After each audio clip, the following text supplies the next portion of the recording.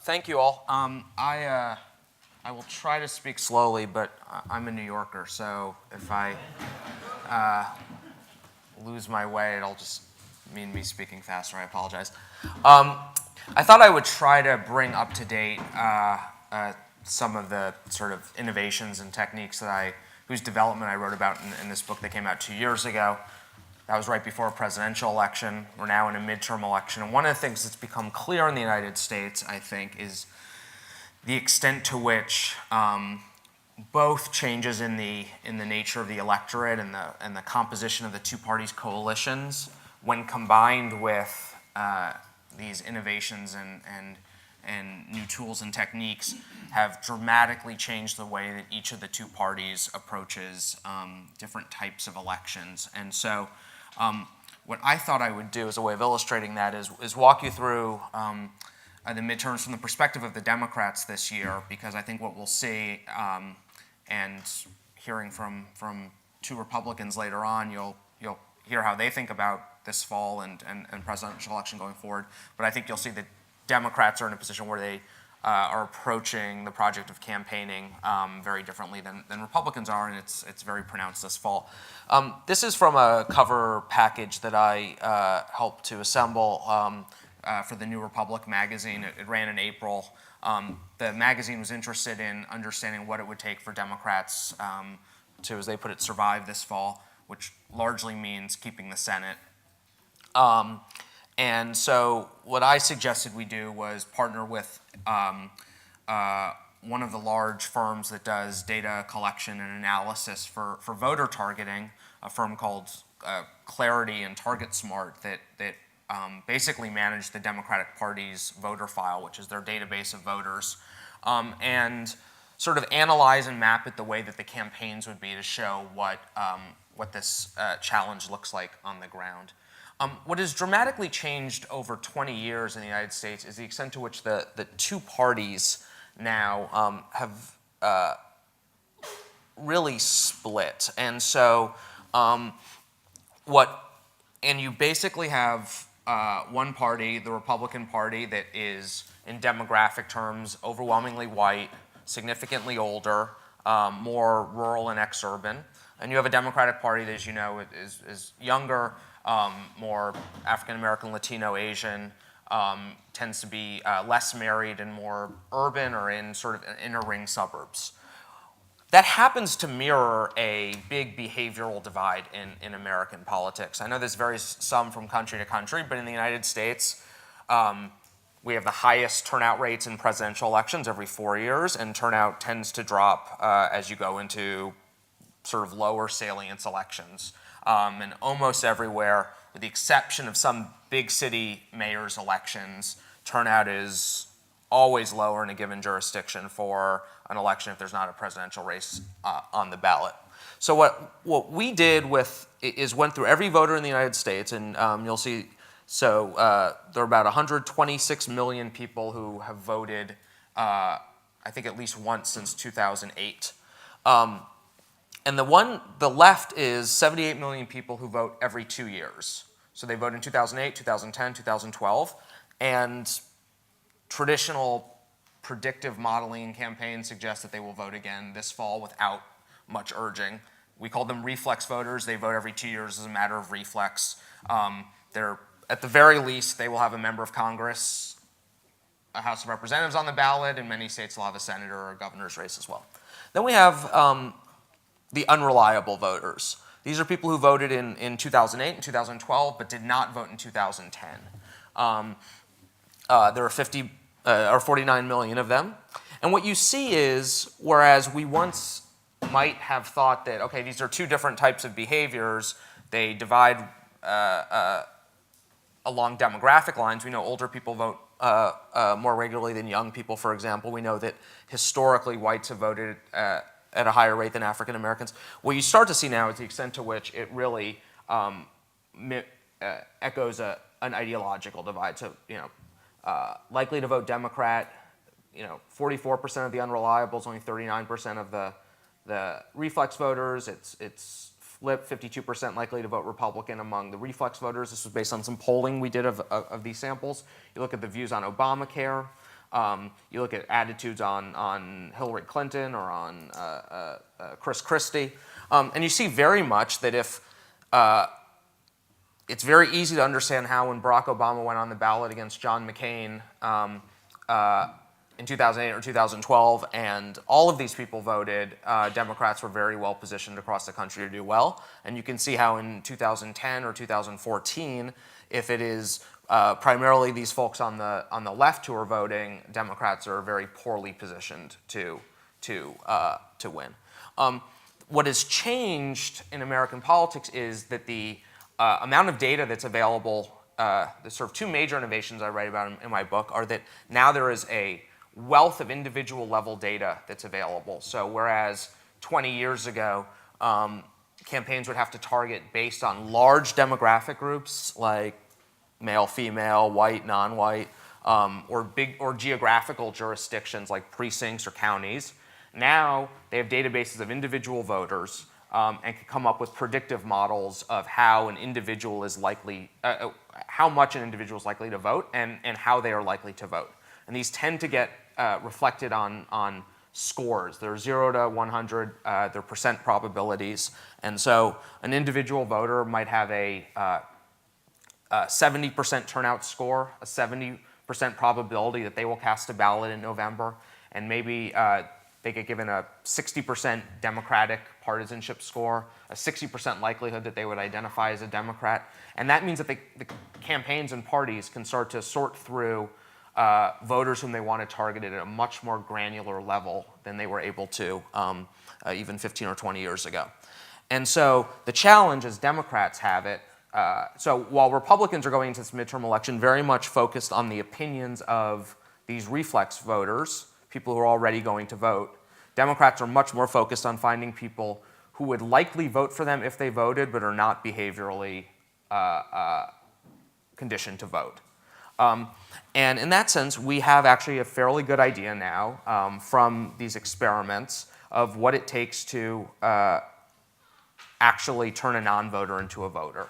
So these first behavioral science experiments that were done by Alan Gerber and Don Green at Yale in 1998 tested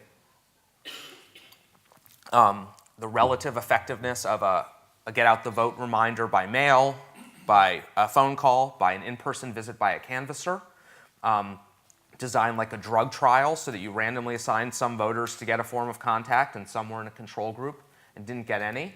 And then you can go back afterwards, and because in the United States, unlike here, we have public and easily available voter rolls, you can see who cast a ballot and who didn't. We have a secret ballot, but we know whether or not you voted. And so they found out in that first experiment that the phone call had no increase on somebody's likelihood of casting a ballot. The mail had a small but appreciable increase. And the in-person visit from a canvasser, who's mostly graduate students, had a significant increase. And since then, those two guys and a lot of their students and colleagues have gone out and run different permutations of this experiment, focused mostly on individual voter contact to mobilize voters, which is basically turning a non-voter into a voter. And we now have a very robust body of knowledge about what it takes to mobilize a voter. The best way is through face-to-face, in-person contact from a well-trained volunteer, but we also know that there are ways to prepare and target direct mail messages that make them incredibly potent using findings from behavioral psychology that can motivate people. So there are ways to mobilize voters that we know with volunteers, and there are ways to mobilize voters with cash that you pay to a direct mail vendor or a phone vendor that don't require volunteers. And so what we tried to do for this is do a version of the math that every campaign does. This is basic. In most campaigns, the first thing that you do is some version of this equation. So the win number is the number of votes you need to win, which is usually just over 50% of the total number of votes that would be cast in a two-party race. The core Democratic vote is basically the number of reflex voters who are likely to vote Democratic. So these are people who vote every 2 years as a matter of habit. There are a certain number of them Democrats can count on. These are sort of automatic Democratic votes that they start with. They're not going to go any lower than that. Then you subtract that and you get the deficit. How many votes do they need to make up from the number of votes that they start the election with to the number that they need to win? And then you figure out where are those votes going to come from. So they have to get them through mobilizing those unreliable voters. And so then we tried to calculate what it takes if you do it with volunteers, and through a meta-analysis of a lot of these experiments, the average is it takes 14 volunteer of these sort of well-trained volunteer interactions to mobilize a new vote. So we timed out an average, and this you'll see that this varies a lot geographically, how many doors you can get to in an hour.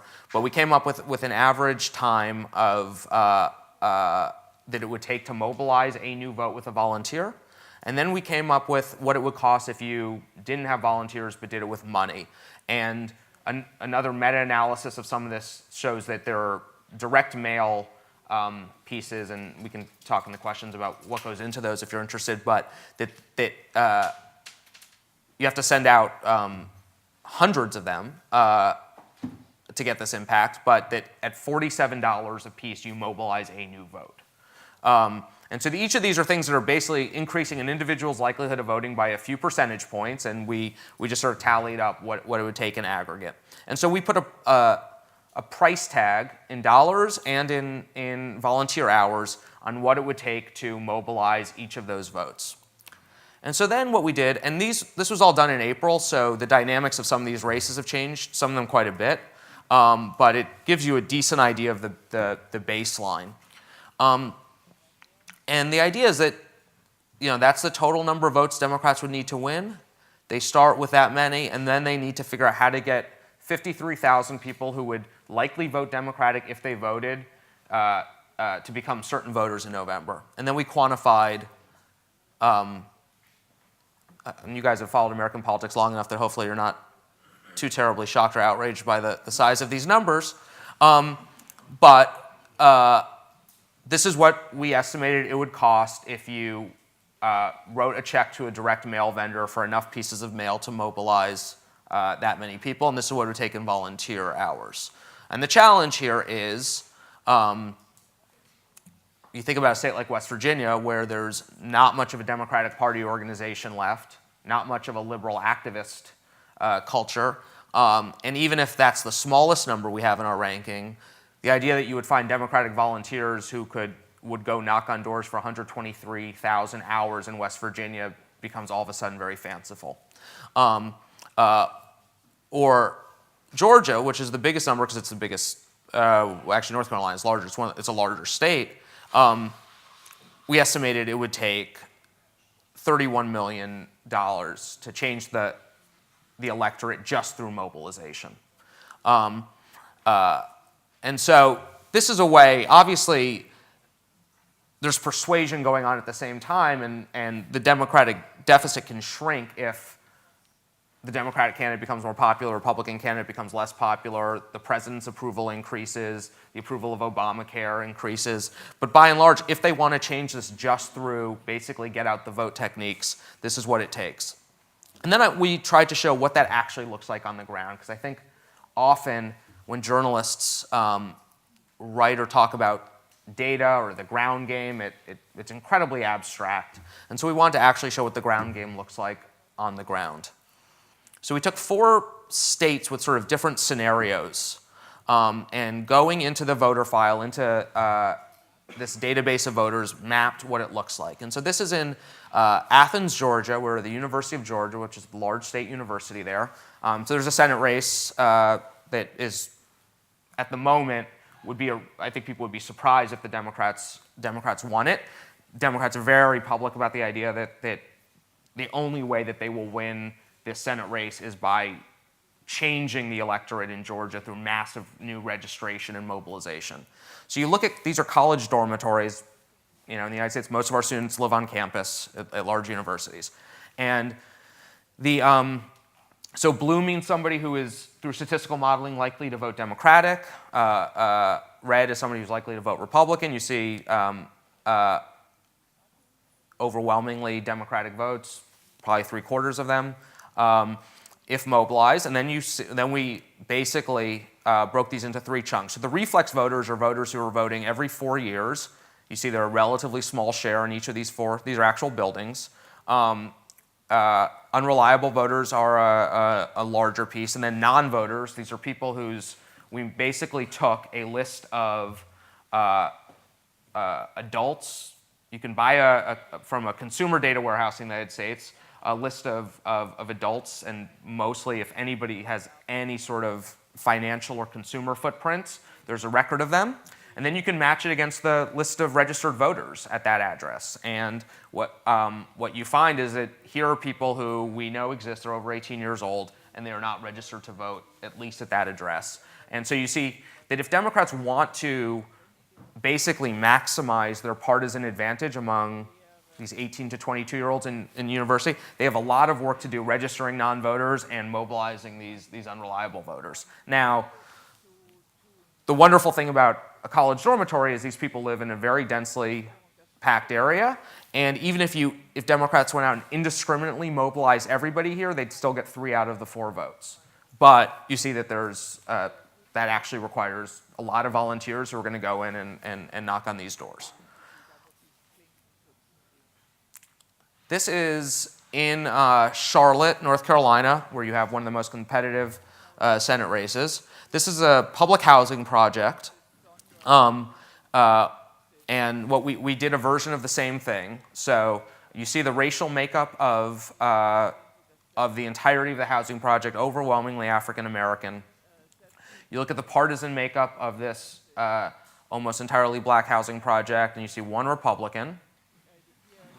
Each of these it's hard to read, but these are the ages so each of this is an individual person. You can slightly make out the silhouette of a woman versus a man. It looked better in the magazine, but and their ages. So each of these are an individual person. And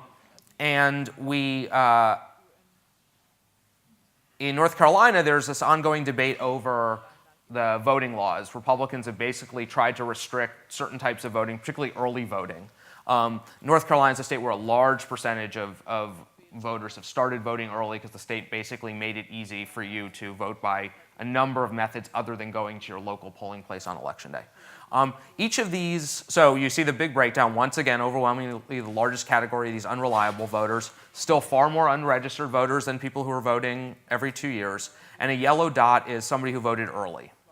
And so part of this was to illustrate that to the extent that Democrats it helps to visualize the idea that one of the reasons that they're incredibly concerned with maintaining certain types of election laws and voting policies is that you see a significant portion of their electorate are used to voting by this method. And everything we are starting to understand about voter behavior is that it's so much more a matter of habit than it is a matter whether or not you vote or how you vote.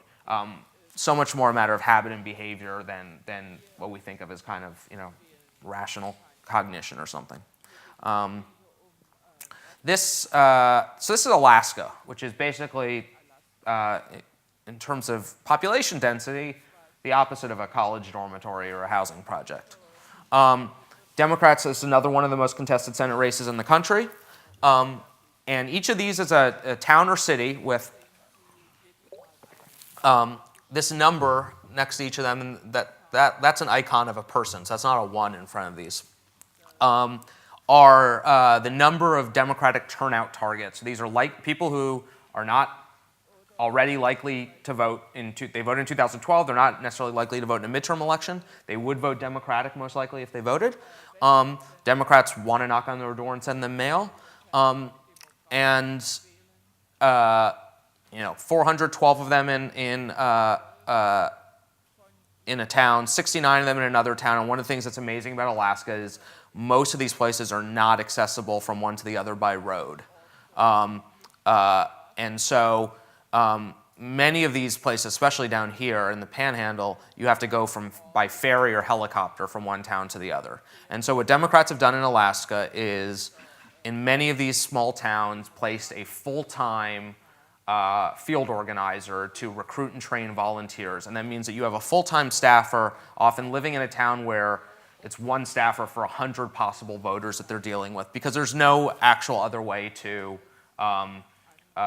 get people in and out to build the field organization that would be necessary to mobilize them. And then this is Michigan, which is starting to look like one of the safer Democratic seats, but still a generally competitive state. And as you may know from reading about Detroit, the city has lost a lot of population, and some of that is population that's left Michigan altogether, big exodus of people from Michigan to the southwest, especially to Arizona, but also a lot of people moving within the state from mostly Detroit to the suburbs. This is a specific neighborhood in Detroit, and the way that our voter registration works is you are registered at a specific address, and usually it's the county that administers your voting history. And so that if you move, you can't vote in your new location without re-registering. So in Detroit, the challenge for Democrats is, and we took this neighborhood that's had a fair bit of population change to show this, there's a lot of going to houses where people don't necessarily live any longer. And finding out both who lives there, if anybody now, and re-registering them, if they look like people that Democrats want to mobilize, but also finding these people who may now live in the suburbs in a different county, finding out where they live, and going out and finding them and re-registering at them at a new address so that they're eligible to vote. And what you see is, once again, we map the difference between the reflex and the unreliable voters, which you can see in the silhouette of the houses. But these question marks show how many of these houses have uncertain residents. And we did that once again by matching a consumer list of adults in the United States with a voting history. And basically, what you see is that there's, in one direction or the other, a reason to doubt that a person is still living at that address, because either they haven't voted there in a while or the opposite. And you see this as a racially diverse neighborhood, but still overwhelmingly Democratic in a Democratic city. And each of these four cases are what, I think illustrate the texture of that. Those 14 contacts take a whole lot, an entirely different nature of manpower and logistics and human contact to contact people in a college dorm in Georgia or find where they are in Michigan. But increasingly, this is becoming the divide of the two parties. Republicans have a far more regular set of voters, but as probably Kristen will talk about, are facing demographic challenges where broadly the population of the United States is looking less and less like their core constituencies. Democrats are benefiting from long-term demographic change. The groups that are growing largest in the United States in terms of age cohorts, race, ethnicity, household type, married versus unmarried, are all basically moving in the Democrats' favor. The problem is that to actually mobilize them as voters takes a lot of work or money. And so the good news for Democrats is that they're now the tools in American politics to do that. The challenge is that as we see in this year, that money and volunteers both come from a certain type of enthusiasm, and that the more dispirited members of your party or your coalition are about your prospects of winning, or about, in this case, the popularity of the president, the harder it is to go out and raise the money or get the volunteers to go out and do the work. And so often I think that the sort of paradigm in which we think about the sequence of campaigns in the United States is that the campaign is about arguments, that the entirety of the campaign is sort of this rhetorical persuasive challenge where each side is trying to convince voters to vote for them through ads, through speeches, through media. And then at the end, you go out and you do GOTV, get out the vote, and you spend the last weekend of the campaign identifying your supporters and reminding them to vote, and if necessary, driving them to the polls or getting them an absentee ballot. I think for Democrats, that logic has been inverted. And so I think that very much now the idea is you have to build the infrastructure, which takes a long time of, Alaska's the extreme case, but a long time of hiring staffers and setting them up in locations where they can go out and recruit volunteers, train volunteers, prepare them to do this sort of labor-intensive work of knocking on doors. And you have to do that to maximize the base of votes that you go into the election, and then you persuade the shrinking share of voters who are whose opinions are actually up for grabs at the end. So with that, I guess we'll open up for some questions.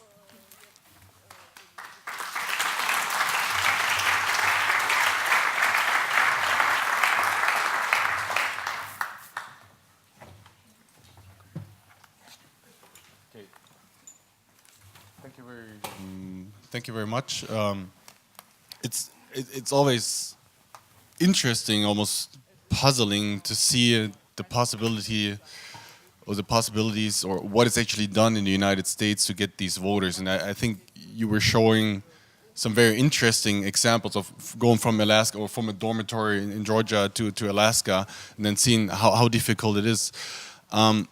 Before I open up for questions, we talk about, of course, we have the data, we have certain demographics, we have certain behavior that gives us a score in how likely they are going to vote Democrat or Republican. But in all those equations, how much content do you actually put into it? Because it's possible that even through a presidency of Obama or presidents back in the days like New Deal Roosevelt, that certain issues are actually changing the electorate. And is that even considered in this, or is it just like unlikely that that there's a change because of a certain policy or a certain performance of a politician as it is right now?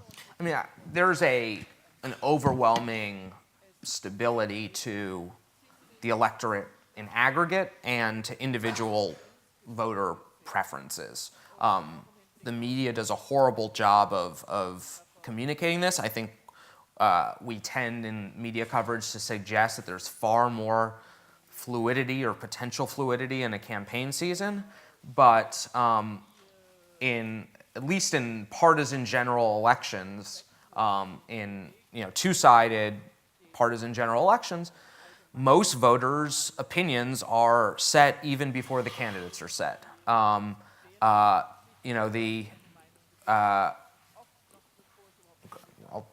defer to Kristen if she has her own numbers on this, but talking to pollsters throughout the 2012 election on both sides, I think that all of them said that the number of voters who were actually persuadable was probably somewhere between 8 and 15% at the higher bound. And now that is voters who might be showing up in polls as Obama supporters or Romney supporters, but are soft enough that the other side thinks that they could defect, or that their side thinks that they need to be shored up against defection. And then the share of people who actually show up as undecided, some of whom are actually probably not undecided. But that means, let's say 15% of the voters actually have opinions that are in play. The question is, how do you build a campaign politics around the other 85%? And a lot of this is realizing that that an increase, and that is by the way, that's a number that appears to have shrunk with time in American politics, and that's largely because our politics has become more polarized or more sorted. But the fact is that there were a lot more voters 25 or 30 years ago who sometimes voted Democrat, sometimes voted Republican at different levels on the ballot, and there was evidence that they could go either way in an election. Now, party loyalty at an individual level is so set that there's not a lot of evidence that, in addition to the many hundreds of thousands of millions of dollars you saw here, people are still spending billions of dollars on television advertising to persuade people, to be sure. But the number of people that can actually be persuaded by television ads as a share of the electorate is smaller than it's probably ever been. And the tools to intelligently engage your share of that 85% are greater than they've ever been. And I think that especially for Democrats who see that as a challenge, there's an idea that shifting some of those dollars from television to this type of mobilization is an effective way of maximizing those votes. Vielleicht können Sie schon mal aufzeigen, wenn Sie Fragen haben. Ich werde trotzdem noch mal I got to ask one more question now. So basically, it's interesting, or just to make a comment, it's interesting, we heard Professor Kotte yesterday speak, and he's like, the electorate is sort of like getting more fuzzy. Like, people are switching parties from one election to the others, don't even remember who they voted for in the last election, and so forth. And it seems to me that the US is probably the opposite, that the people are getting more divided. Of course, it's a different electoral system, and though from a campaign point of view more reliant, so it's a game of mobilization instead of persuasion. Yeah, I mean, and I think that there are a few factors here. I mean, let's not underestimate the difference between the systems. I think having a stable two-party system is a big factor in this. Primaries, where you have multiple candidates and the distinctions between candidates is more subtle or nuanced, or you tend to have a lot of fluidity. If you look back at the last Republican primary for president, and we all laughed about it at the time, but that Herman Cain was a front runner one week, and then Michelle Bachmann was the front runner, and then Rick Perry was a front runner, and you had these massive shifts week to week. That's because the differences from one to the other in ideological or policy terms are incredibly small in the overall spectrum of American politics. The differences between a Democrat and a Republican, especially in a very nationalized environment like a Senate race, are pretty stark. And we also have party registration. Most people in the United States literally sign a legally valid oath identifying themselves as a member of a party. So, the paradigm of being a card-carrying member of a party, we don't really have dues-paying members in the way that most European parties do, but you've actually signed in and your legal status is attached to being a Democrat or Republican. And so you see a lot of reasons why voters are very much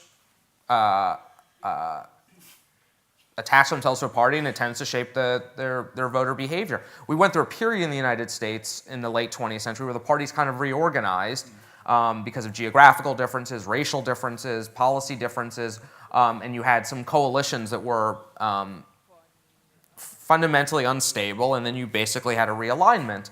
The parties are very well aligned now. People know that if you vote for a Democrat in Massachusetts and you vote for a Democrat in Oregon, you vote for a Democrat in Mississippi, you're pretty much always getting the more liberal candidate on a range of issues. And if you vote for a Republican in those same states, you're getting the more conservative one, and the issues tend to line up. And so it's very hard, even if people are skeptical of the existing political establishment, have antipathy towards the administration or Congress. There are very few people who are going to end up crossing that big divide from one party to another. Okay, einige Fragen. Starten hier vorne. Dann bei Ihnen, ja, dann zu Andreas. Nee, Andreas, erst noch nicht. Bitte das Mikro benutzen. What you said is, if I try to be bluntly, it takes a certain amount of money, probably 3-digit millions or $1 billion. You have to add up the states. It takes a number of hours per volunteer or volunteers, and then I put it bluntly. Now, victory is unavoidable, so you can buy victory. Yeah, except that your opponent is also trying to buy victory. So, and your opponent is spending money on different voters. So it's not. There's not a single path or decisive one. And those are amounts of money that, when added up nationally, are still often prohibitive to winning a campaign through parties. So but yes, resources mobilize votes. We know in a way that we didn't 20 years ago how resources mobilize votes, and we know how to intelligently deploy those resources to motivate votes where you can have the greatest marginal impact. So I would argue that money can be more effectively spent now than it was 20 years ago. The flip side of that is theoretically, whereas the logic of thinking just in persuasion, where you want to spend in aggregate more than your opponent, regardless of what your opponent spends, because then you have more ads than your opponent. Here, there is a goal. Like, you can count the number of votes you need to win, and the goal should be to mobilize those votes. Theoretically, and this is an environment that's very poor for Democrats. If you went into an environment that for Republicans, or an environment that was better for Democrats, those numbers would be a lot smaller.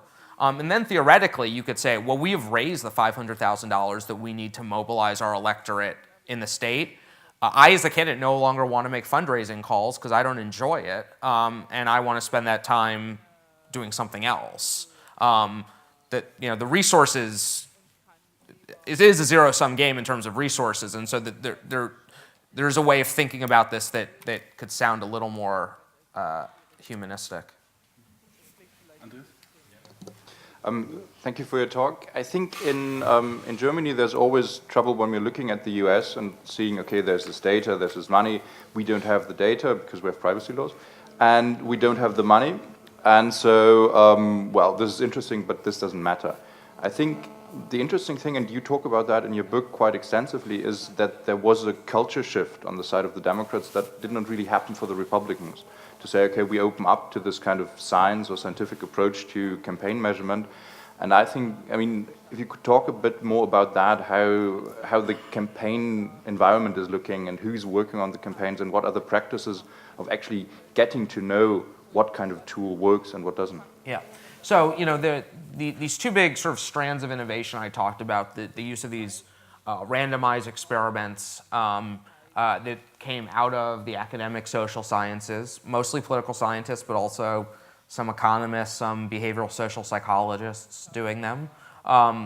That's one strand. The other strand is most of the data and the initial innovations in modeling and analytics were coming out of the corporate world, out of consumer research. And 15 years ago, before these, I think, sort of transformations in political tools, the political profession was incredibly isolated. Political consultants tended just to do politics. They often, looked with some vague curiosity what Fortune 500 companies did in terms of marketing, but usually they had a version of the same attitude that Germans do looking at American politics. It was like, oh, they have so much more money and so much more time, and how could we ever do what Procter & Gamble does? And so political campaigns tended to do the same things over and over again with the same people, and basically the campaigning brain didn't expand. There were very few innovations in technique or method in political campaigning from the innovation of television in the 1950s through the end of the century. Really, at best, incremental gains. And mostly it was because it was a lot easier for campaigns that are reliant on consultants and vendors to do the same thing over and over again that they did before. And there's very little internal, within a campaign that lasts, ours lasts longer than yours do, but still only 6 months or 12 months, to invest money in research or development, or to take any time to focus on answering any question other than, will we have enough votes to win on election day? And so it did take research and innovation from outside of politics to sort of seep into the political system. And in the case of these academic experiments, the initial resistance from the political class was great. It was either dismissive, which is what do you academics know about how politics actually works, or it was seen as a threat to individuals' business models, and so you kind of have this war where people who sold phone calls to campaigns or people who sold mail to campaigns distributed a copy of this initial experiment to say, hey, you should give us some of the phone budget because our stuff works, X percentage points better than theirs does. It took some people who were invested in long-term improvement of political practice, starting at the biggest innovator in the story I tell is the AFL-CIO, the labor union, and they're traditionally not thought of as a particularly innovative, forward-looking presence in American politics, but they spend more money on campaigns every year than any other. Things have changed since super PACs, but they spend tens, if not hundreds of millions of dollars every year, and for them, the idea of spending 2 or 4% smarter because of systematic research was incredibly valuable. And they also had leverage over the political class because their mail vendors and phone vendors knew that they either had to play along or they were going to lose a contract. And so when the AFL-CIO started to say, hey, not only should we be looking at what these academics are doing, but we're out knocking on doors and making phone calls and sending mail, why don't we integrate experimental design into everything we do so that we're learning from all of our campaigns? That dramatically changed the marketplace on the left. And a lot of other groups, women's groups, environmental groups on the left that have that are out of the election cycle, they'll be around in 5 years or 10 years. So they're willing to invest in research the way that Procter & Gamble is, started to drive the marketplace. And there's not been a parallel willingness to do that on the Republican side. And almost invariably, you antagonize, these are comparative effectiveness tests. So almost by definition, you say something doesn't work, or something doesn't work as well as we thought it worked, or something else works better than what we were doing. There's sort of no other way to run a good series of experiments. And invariably, that means that somebody who has been selling services of some form to a campaign should be losing business from them. And that's very difficult to do. The thing that's, I think, broadly transferable to any political culture system is the idea that starting with these two academics at Yale, and now I think representing a far larger share of not just academia, but the political class, is a willingness to be skeptical of traditional practices, a willingness to acknowledge that a lot of things campaigns do are not justified by anything that we would consider evidence. And if, the way that I was just having this conversation last night with Kristen, she asked, how did you get interested in this? And I covered politics in a rather traditional way as a newspaper reporter and magazine writer. And I realized that people would try to explain to me why okay, we do X because it'll get Y result. And whenever I would ask them, well, why do you think that's true, or how do you know that? If I asked that question once or twice and followed up, I'd realize that they never had a convincing explanation. It was either some version of we always did it that way, or one time we did this and it worked, so it must be awesome, or one time we did the opposite and it was a disaster, so let's not do that again. But none of these things had any rigor to them. And what you randomized control trials, as we've learned through the sciences, and especially medicine, have the ability to isolate the actual impact of a given treatment. And there are only a limited number of things in politics that you can really impose experimental controls on. But once you realize that you can have a level of empirical certainty about whether a door knock is better than a phone call, then you start to think about all the things in campaigns that we think do something or other that we do not have that level of scientific certainty about. And we realize we have no idea what happens when the president goes on TV and talks about something. We have no idea what happens if the president's wife goes to the state that they're trying to affect and talks about it. We don't know whether running 200 of your television ads in a week is any better than running 100 of your television ads in a week, or whether running 100 television ads over for each of 2 weeks is better than running 200 television ads over 1 week. We can make a long list of things we don't know, and we have a relatively small list of things that we do know with scientific certainty. And any campaigner or party person can start with a certain amount of humility and skepticism about a lot of things that campaigns do, and sort of start from the beginning, like, why do we do this? What leads us to believe it works? Now, you have different types of data. You have different types of ability to measure the impacts of practices. You have different tax laws. There are all sorts of limitations on doing certain types of research. But I do think that if you start with a burden of proof, that at least you can define certain things as hypotheses. Yeah, we send the candidate out to go on TV.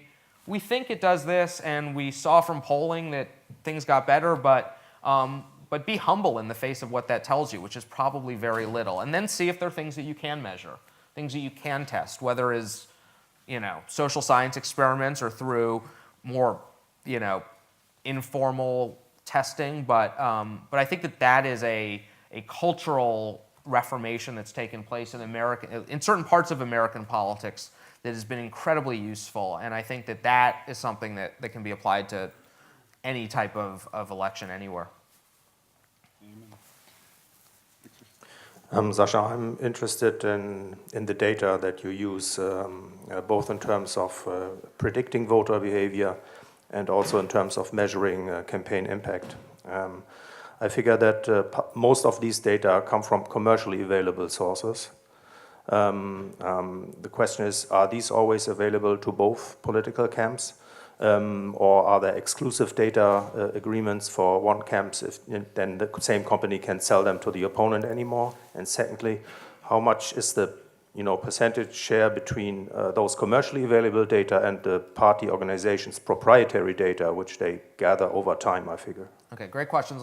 If I fail to answer any part of it, cut in. So there are three big pools of data that come from different sources that are getting collected to come up with these profiles. So the first one is when somebody registers to vote in the United States, that's a publicly available document. You can go down to your local courthouse.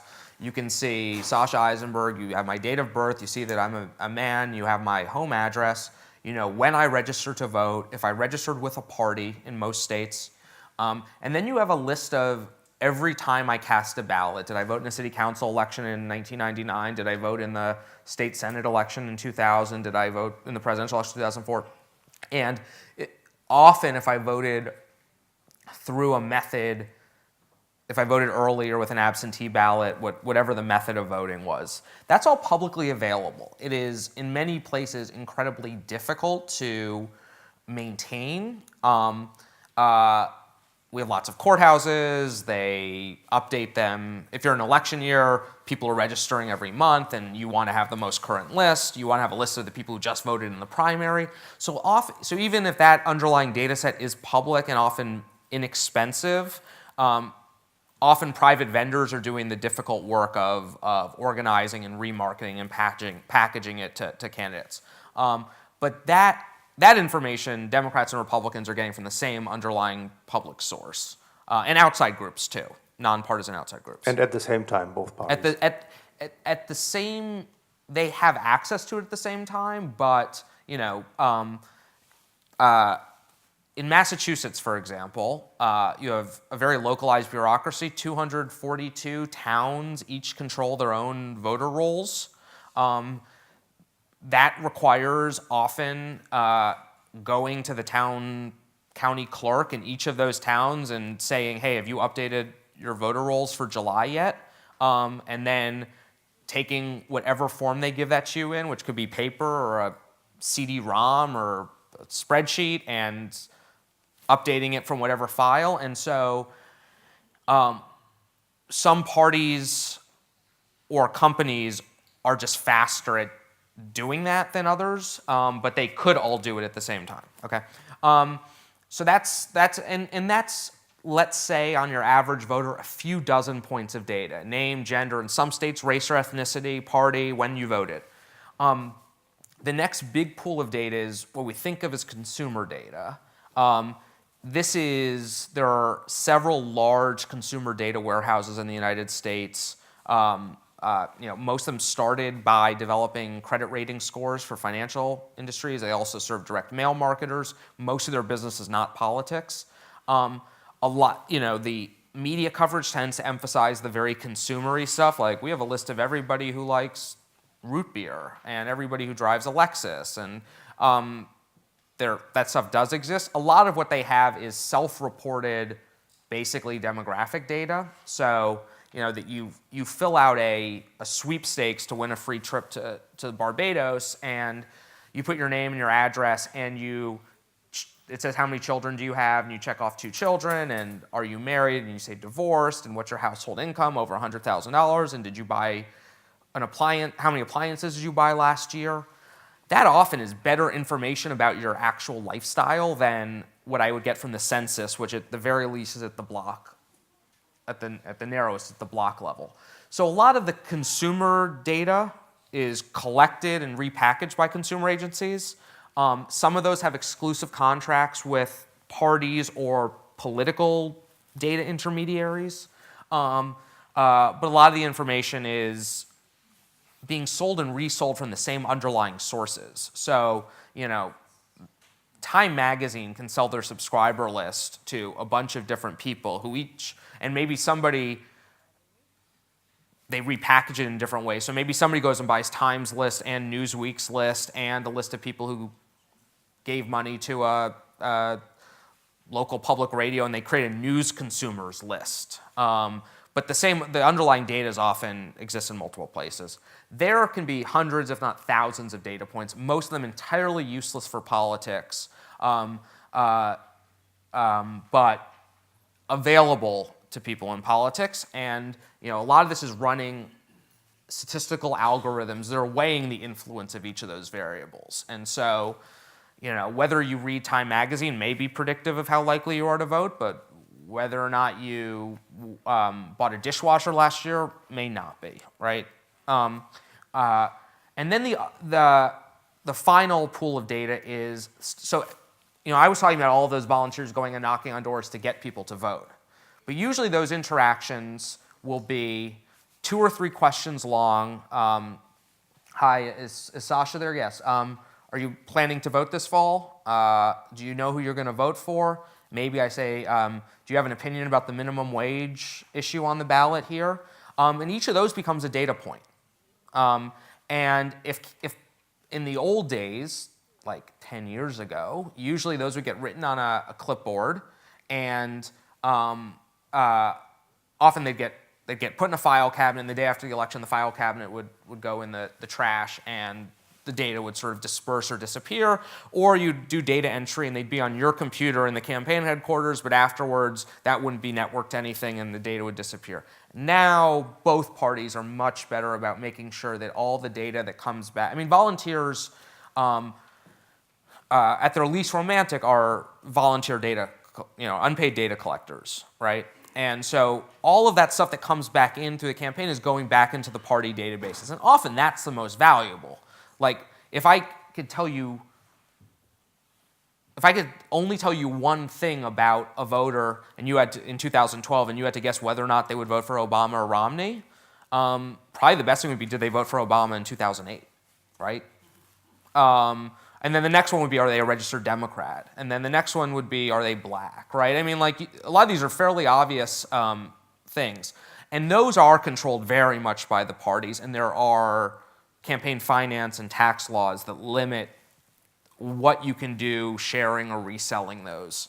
And so the parties have different data, even though a lot of the underlying data originate in the same sources. Is that helpful? Okay. Fang da hinten an und dann arbeiten wir uns nach vorne. Ja. Well, Sasha, thank you so much for these fascinating insights. And you were mentioning one specific difference between political systems before, which were primaries. And I was wondering whether primaries have an effect in 2 different ways. One, I would be interested in perspective on how much they matter in honing those instruments, like you have a dry run before campaigns.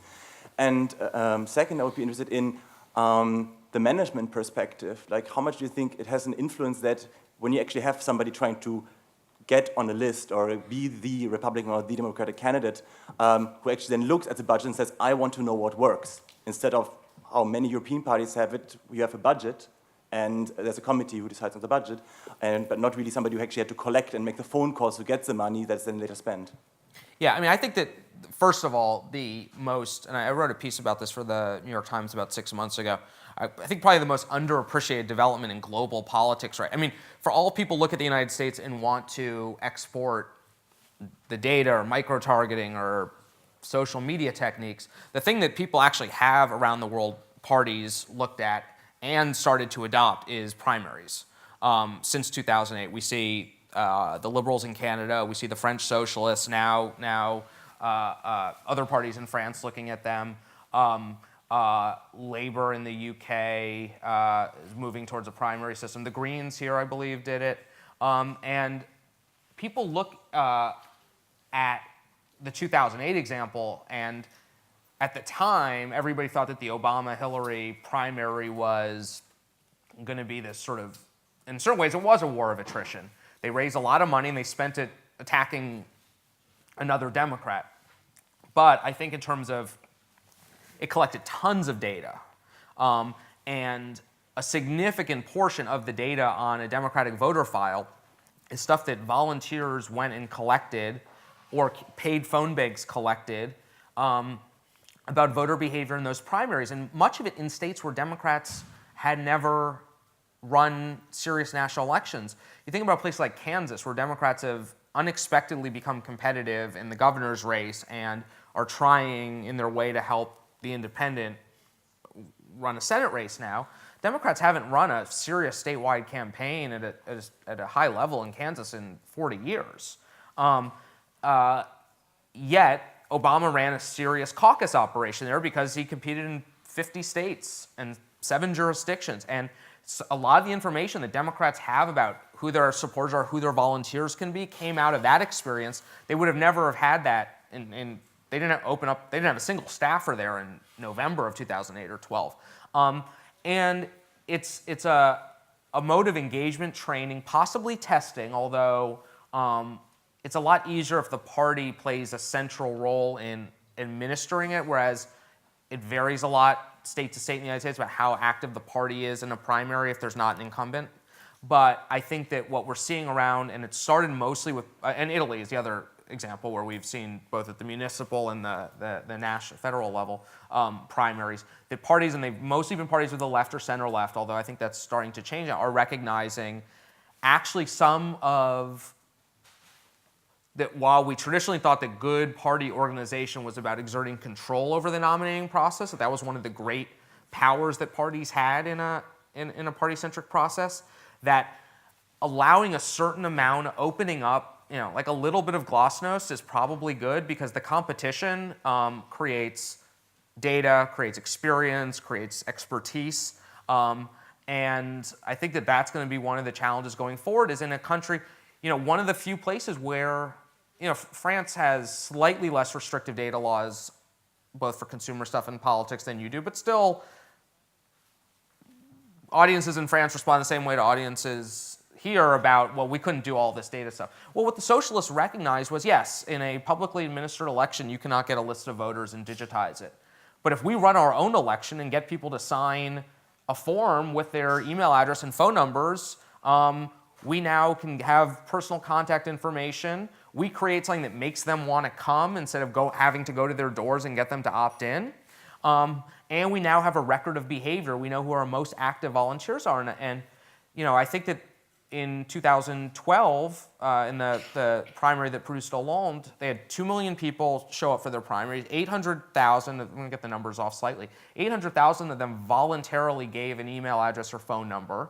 And that became a base of volunteers that they were able to tap mostly for a mobilization effort for the general election. And Sarkozy had none of that. And it was as close to an instant infrastructure that you can have in a political system that never had that type of data available to them before about their own, they had paid party members, but they didn't have supporters, loyalists. And I think that there's a huge opportunity for parties to voluntarily run their own primaries at every level. Da war noch eine Frage. Thank you. Make that the last question. Sure. Okay, this will be the last question. I don't know, it's beeping. Hello, my name is Alexander Felsenberg. I have a question on the usage of social media data. Are you using social media data? Do you get data from Facebook, Gmail, and those friends? And and another question to that: are you using also data from the loyalty programs or the credit card companies? So for the second part first, a lot of the consumer data warehouses have information from loyalty programs. Most of that people are voluntarily giving up. It can be sold and resold. Credit card stuff has to be, it's usually anonymized or put into categories. So it's not, I can't find out that you bought a very nice scarf yesterday. But American Express may put together a list of people who buy nice men's goods, and everybody who's had more than 3 transactions in certain shops in that category are put in are given a statistically modeled propensity for buying men's luxury goods or something.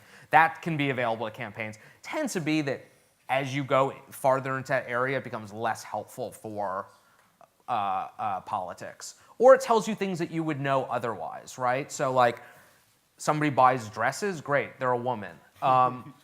When they register to vote, they also check a box that says woman, right? Like, somebody has a Mercedes in their driveway, that's great to know, but also probably somebody who has a Mercedes in their driveway lives in a wealthy suburb, which you can find out from the census, right?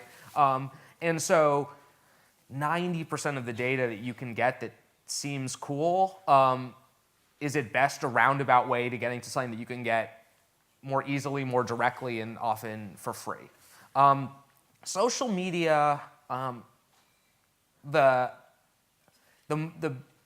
biggest problem with the internet for politics is that people are still registered to vote under their real name at their home address.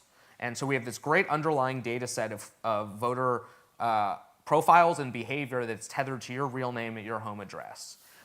Separately, we have all sorts of information from online analytics about social media and online browsing habits, and but there's a big gulf that's technical, and even in the United States, mostly due to voluntary privacy restrictions, not legally mandated, but a big gulf linking what we know about online behavior to people's offline identities. And so in the last couple of years, there have been some moves towards matching browser cookies to voter records off of a voter file. Those are limited in terms of what you can do under existing privacy standards. Facebook has started to experiment with matching names to profiles. But in total, your ability to target, to maximize the possibly thousands of data points and all the statistical modeling you did to come up with these predictions, with effectively 100% certainty if you knock on somebody's door or send something to their mailbox or call their phone number who they are. And you know a lot else about their political attitudes and behaviors. Once you go online, it's very difficult. You have very little of that. And so there are things we can discern about attitudes from social media, but they tend not to be directly transferable or useful for offline tactics targeting voter contact. And so that's something where the technology is going to change and make that. We'll have a different conversation about this in 3 years or 5 years, but it's still ultimately limited in terms of most of the time you don't know what somebody tweeted when you're trying to figure out if you should knock on their door, and vice versa.